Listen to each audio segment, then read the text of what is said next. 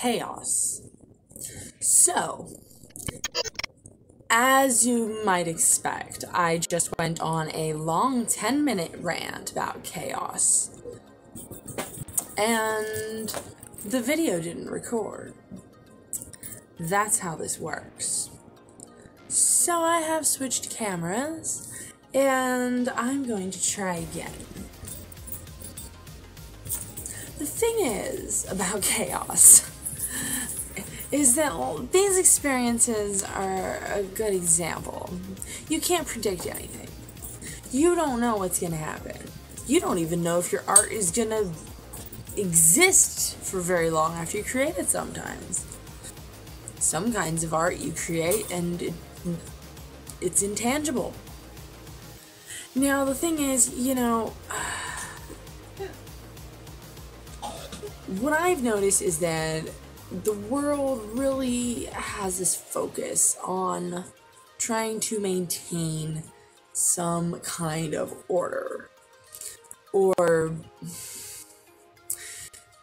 some kind of an idea of order, where you have to at least appear like, everything's together in some kind of way.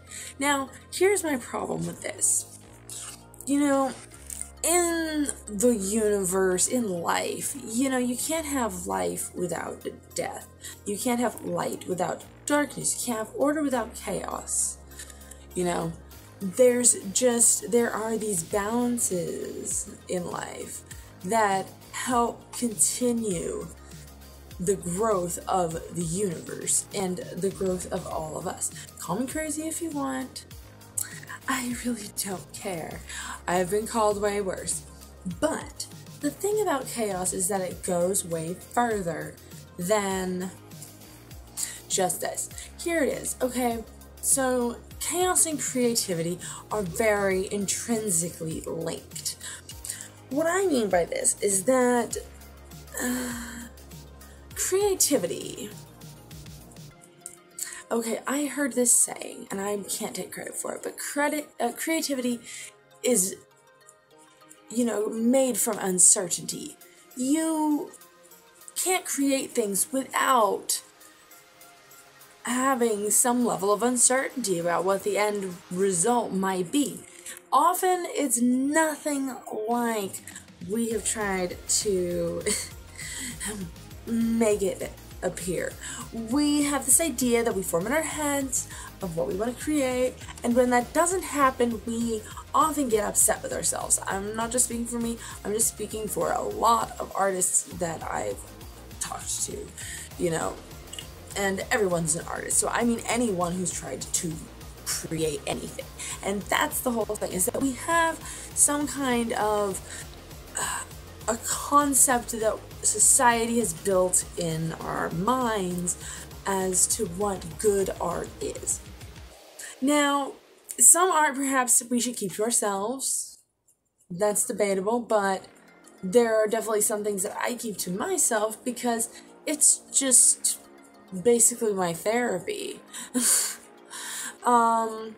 But taking a step away from the actual content, art, you can't have bad art. When it comes to the technique and the way that it has been created, it cannot be bad. It just is. You have created this, whatever it is, and it's coming from you. No one else can make it the way that you just created it. And it might not, your piece of art might not come out the way that you want it. Usually it really doesn't come out exactly the way that you picture it. Some people are really good at that. I'm not one of those people. I can have an idea and I try and make it happen, and when it doesn't happen the way I wanted it to, I've had to really teach myself to just be okay with that. Because it becomes this massive stumbling block. When they talk about writer's block, artist block, or whatever, mostly it's, I think, a big part of it, probably, I don't know what I'm talking about, this is just me talking, But I think that a big part of it is that a lot of us are unfamiliar with the fact that chaos is a massive part of the universe. And because it is, you have to be okay with that in order to create.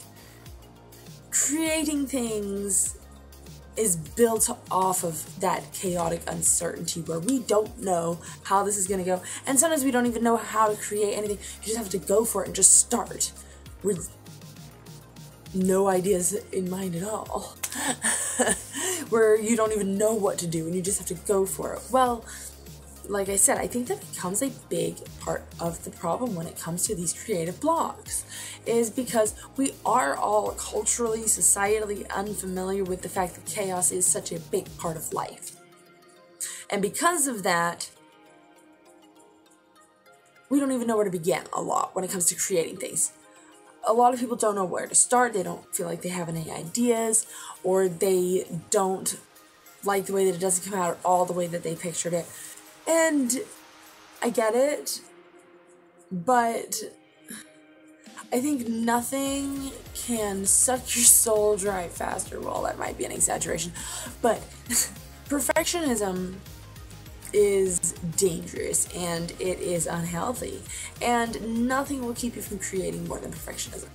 You know, if you want to create art, if you want to make art, I would say the biggest thing that you can do is throw that perfectionism right out the window, okay?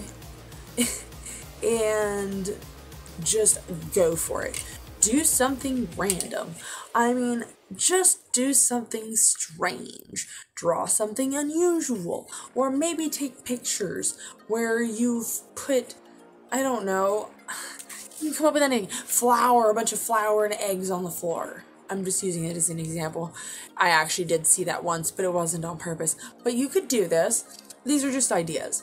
Like, maybe not the eggs. That sounds a bit wasteful, but one way or the other. If you got them, you know, go for it. If you have a bunch of extra beans laying around your house, like, glue them to some paper. I don't know. You know, some of this stuff is just use what you've got available. I also feel like a lot of us are stunted in our creativity because culturally we're being immersed into this whole thing where so many people have money and are shoving it in our faces. I don't mean to be rude, maybe a little bit, but that's the whole thing. It's fine if they have all that, but at the same time, a lot of these social media platforms, they don't seem to like much diversity, so we don't get all of the picture very much at all. We don't get to see an accurate sampling of humanity. You know, you gotta really, it's not easy to figure out what's real anymore. And see, the thing is because of that, like I said, this just goes back to chaos because everyone's trying to make everything so perfect. Well, you know, let's be blunt. Some of us are really poor, we're disabled, we are tired, we are whatever it is. Some of us are mentally ill, some of us don't want to. We don't buy into all of it. Just whatever the reason is. You know, we have to start embracing where we are at and who we are and what we've got access to, and mostly just as a show of, I would almost say, rebellion at this point, because I'm starting to get frustrated. This re-recording might end up being better. You never know. But because, see, poor people don't get represented as much. And some of us who are also disabled as well as poor, you know, we get limited opportunities. And as a way of coping, chaos creativity, spontaneity. These things, absurdism, if you haven't looked into absurdism, go for it. You know, there are just some of these things that are really helpful. You know, trying to create some kind of surrealist art, doing anything. You know, just trying to find some way to embrace what you've got available to you and around you in your world, because, you know, this world is going to just keep trying to suck all of us dry. And most all of us, so many of us, most of us don't ever, well, so many of us will never have the kind of money where we can just go and have all the stuff and do all the things, you know, and have all the fancy art supplies, or have access to the right art classes that we want, or whatever it is, you know, or some of us have physical barriers, or whatever the situation is. So in this, chaos becomes super extra important.